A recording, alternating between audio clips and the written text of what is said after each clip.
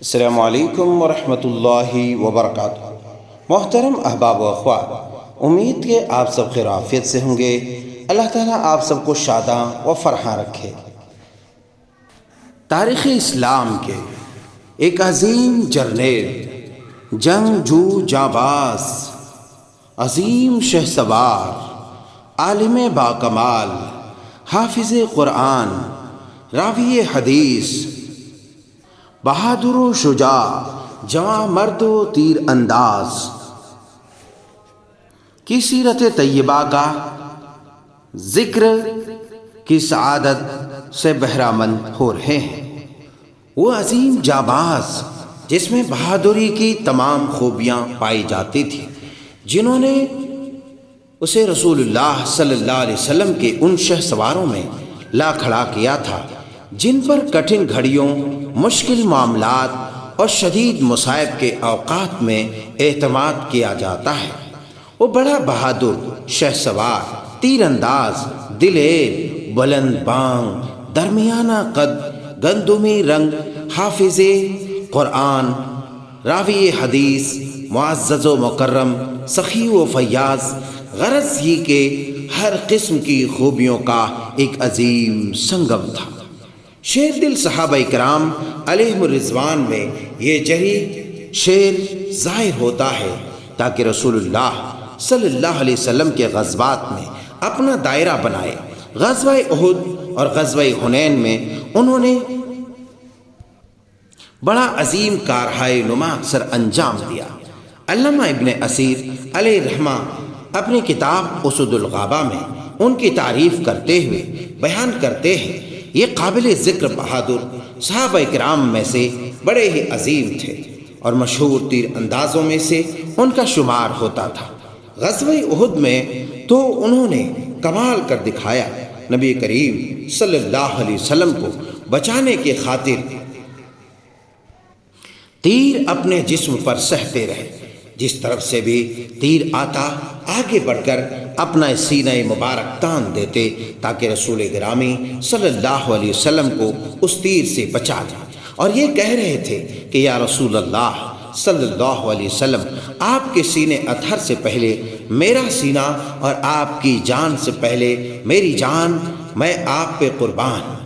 یہ بہادر شہسوار، یہ بہادر ان شہسواروں میں سے تھے جن کے دلوں میں اس وقت سے جہاد کی محبت جاگزیں ہو چکی تھی جب سے انہوں نے اسلام کو پہچان لیا تھا، اور جب سے ایمان کے جھونکے ان کے دلوں کی گہرائیوں کو چھو چکے تھے۔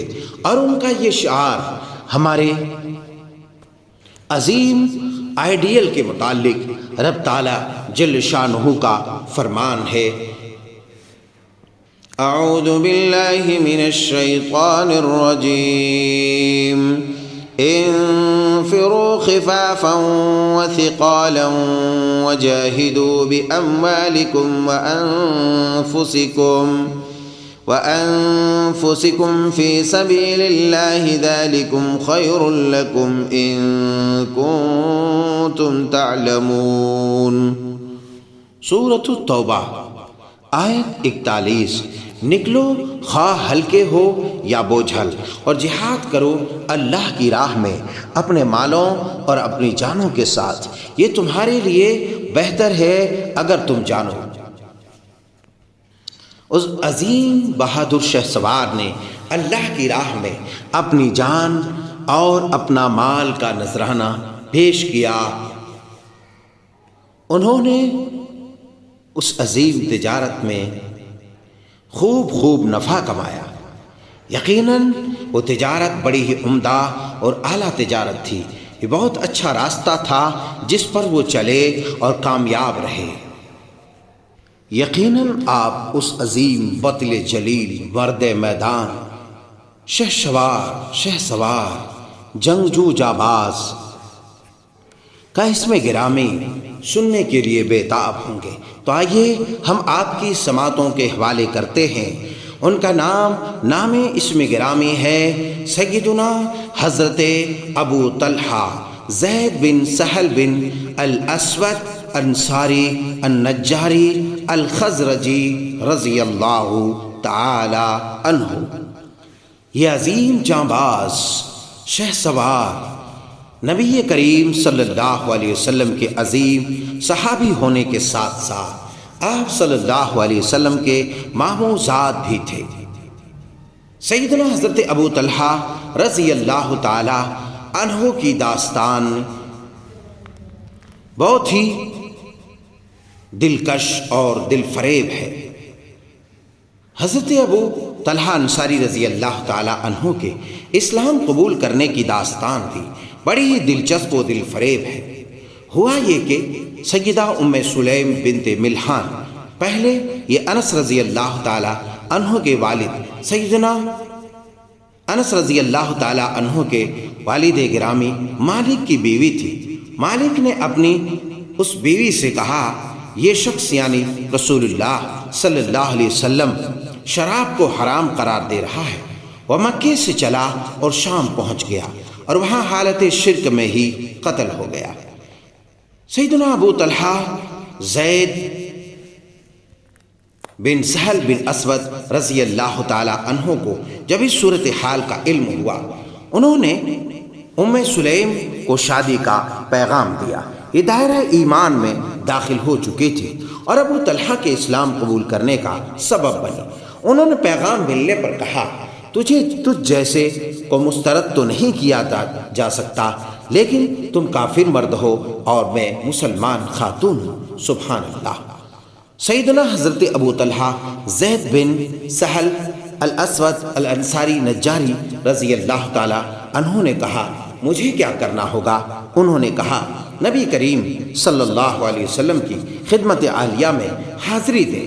سیدنا ابو طلحہ رضی اللہ تعالی عنہ نبی کریم صلی اللہ علیہ وسلم کی طرف روانہ ہو گئے۔ نبی کریم صلی اللہ علیہ وسلم نے فرمایا، تمہارے پاس ابو طلحہ آیا ہے۔ اسلام کی چمک ان کی آنکھوں کے درمیان واضح دکھائی دے رہی ہے۔ ابو طلحہ رضی اللہ تعالی عنہ نے اپنے مسلمان ہونے کا اعلان کر دیا۔ اسلام ہی ام سلیم کا مہر قرار پایا۔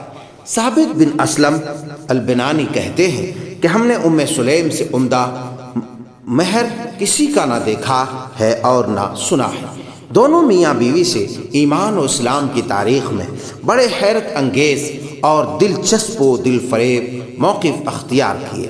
سیدنا حضرت ابو طلحہ رضی اللہ تعالی عنہ نے جس دن سے اسلام قبول کیا، وہ حبیب کبریا جناب محمد رسول اللہ صلی اللہ علیہ وسلم کی قیادت میں قائم درسگاہ نبویہ کے شہسواروں میں شامل ہو گئے۔ سیدنا ابو طلحہ رضی اللہ تعالی عنہ بڑے ہی جواں مرد اور بہادر شخص تھے۔ ابو طلحہ انصاری رضی اللہ تعالی عنہ رسول اللہ صلی اللہ علیہ وسلم کے ان شہسواروں میں سے ایک تھے جو غزوہ بدر، غزوہ احد، غزوہ خندق، بیعت رضوان اور دیگر تمام جنگوں میں رسول اللہ صلی اللہ علیہ وسلم کے ہمراہ شریک ہوئے، اور ان جنگوں میں انہوں نے حیرت انگیز کارنامے سر انجام دیے۔ جب بنو نجار کے شہسواروں کا تذکرہ کیا جاتا ہے تو سیدنا حضرت ابو طلحہ رضی اللہ تعالی عنہ ان میں سر فہرست دکھائی دیتے ہیں۔ اور جب مشہور و معروف تیر انداز صحابہ کرام علیہم الرضوان کا تذکرہ ہوتا ہے تو سیدنا ابو طلحہ رضی اللہ تعالی عنہ پیش دکھائی دیتے ہیں۔ غزوہ احد میں رسول اللہ صلی اللہ علیہ وسلم کی آنکھوں کے سامنے ابو طلحہ نے اپنی بہادری اور صبر و استقامت کا نہایت عمدہ پیرائی میں مظاہرہ کیا۔ مردانگی کی جملہ خوبیوں کو اپنے اندر جذب کرتے ہوئے شجاعت کے ایسے رنگ دکھلائے کہ دشمن کو ورطۂ حیرت میں ڈال دیا۔ ایمانی بہادری کی جملہ خصوصیات ان میں ایک ساتھ جمع ہو گئی، جس سے نفسیاتی طور پر شجاعت میں بے پناہ اضافہ ہو گیا اور جسمانی طاقت بھی سر چند دکھائی دینے لگی، جس سے یہ ان شہسواروں میں شامل ہو گئے جو قتال کے دوران سخت جان ہوئے اور وہ تیروں کی جھنکار میں صبر کا مظاہرہ کرنے والے اور بلا خوف و خطر بہادر شہسواروں کے جملوں کے دوران ثابت قدمی کا مظاہرہ کرنے والے ہوتے ہیں۔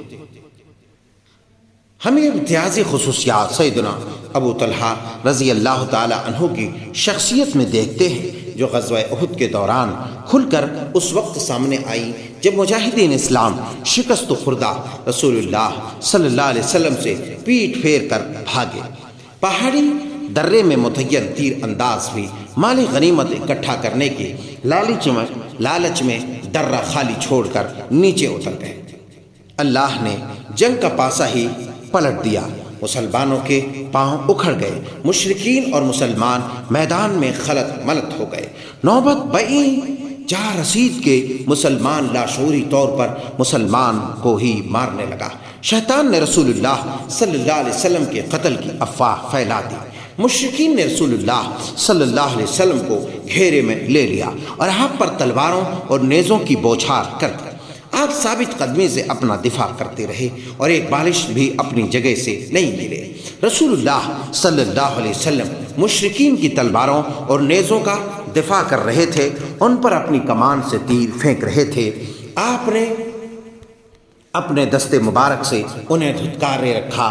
اس کٹھن مرحلے اور مشکل گھڑی میں اس عظیم جواں مرد فدائی شہسوار اور بہادر ابو طلحہ زید بن سہل انصاری دکھائی دیتے ہیں کہ وہ دشمن کی تلواروں کے وار آگے بڑھ کر اپنے اوپر سہ رہے ہیں اور رسول اللہ صلی اللہ علیہ وسلم کے دفاع میں دیوار بن کر کھڑے ہیں تاکہ آپ کو دشمنوں کے تیروں سے بچا دیں۔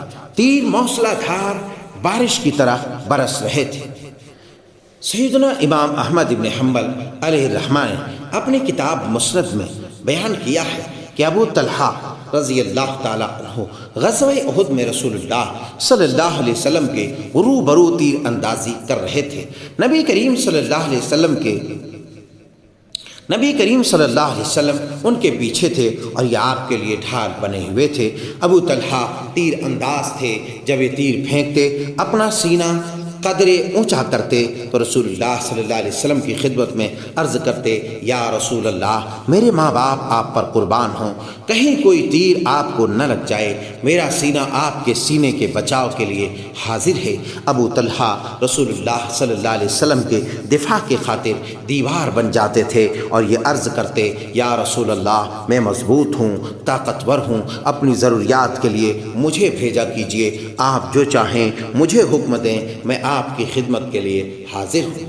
سیدنا امام بخاری علیہ الرحمہ نے حضرت انس بن مالک رضی اللہ تعالیٰ عنہ سے روایت کیا، جس سے حضرت ابو طلحہ رضی اللہ تعالیٰ عنہ کی بہادری اور صبر و استقامت کی طرف اشارہ ملتا ہے۔